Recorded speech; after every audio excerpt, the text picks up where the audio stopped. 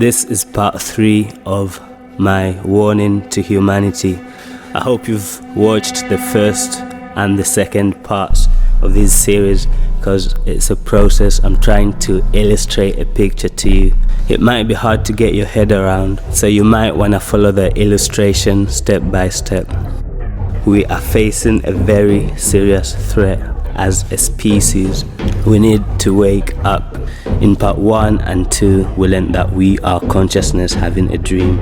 This reality is a self-realization or self-discovery simulation made by the universe in order to answer the question, who am I? We learned that our mind is the VR headset or controller or interface that allows consciousness to interact with the simulation. Our mind comes with 2 avatars. Each avatar has its own point of view. We learned that these avatars run on algorithms, which means they can run without the user. They can take control of your mind if you are not conscious enough.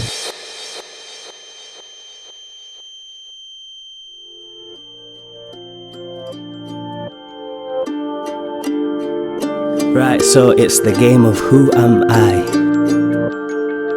This reality is a simulation, and this simulation has some rules, it has some laws that it runs by. One of these laws is the law of polarity. That law states that everything has its opposite. This is law number 4 of the 7 Hermetic principles.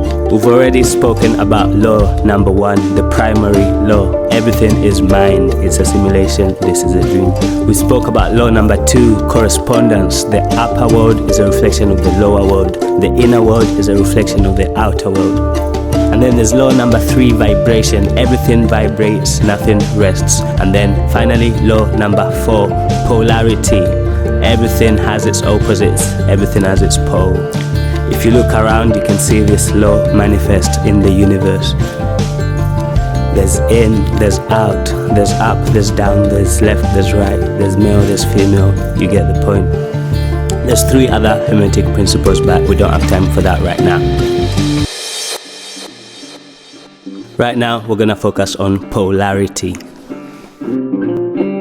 Polarity, there's 2 duality, that's why we've got 2 avatars. Your brain has 2 sides.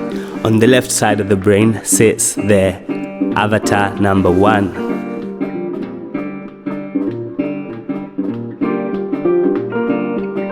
Remember that avatar who belongs to the given programming? Yeah, that one. We're gonna focus on that avatar first. We're gonna take a close look at the algorithms running this avatar. Remember, this one is on the given program. These algorithms or programs have already been written for you through your genes. You had no choice. We're gonna call this one the false self. I'll explain later. So, the false self, what kind of programs and algorithms is this avatar running on? Remember, this is a self-discovery or self-realization simulation. In order for that to work, we needed to forget who we really are, which is consciousness. But not only does the simulation make you forget who you are, it also has a certain narrative, just like video games have a storyline. Right, so what's this storyline? The storyline is that consciousness wanted to experience its opposite. So it designed an avatar, which is the false self. How was the false self designed? So consciousness is infinite, the opposite of that is finite. Consciousness is one, opposite of that is duality.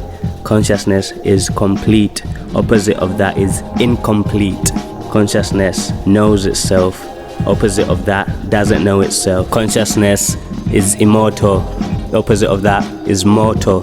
So let's look at the false side of the polarity. The list goes like this: finite, duality, incomplete, doesn't know itself, and is mortal.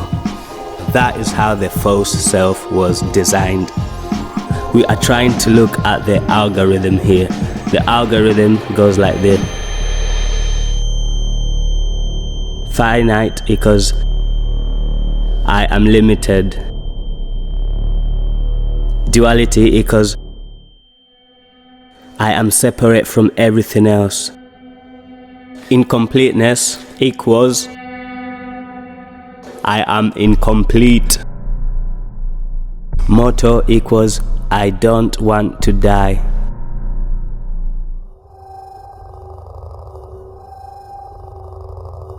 Those statements represent some of the algorithms that are running the false self. Let's focus on two of them. One of them is the duality one. I am separate from everything else. I am separate from everything else. The other one is the mortality one. I must survive. I must survive. I must survive. That means the false self sees itself as this little animal that's separate from this so-called hostile universe it randomly found itself in, and it must do whatever it takes to survive, because anyone could be an enemy. That's how the false self sees this reality. The false self believes it's in a hostile universe.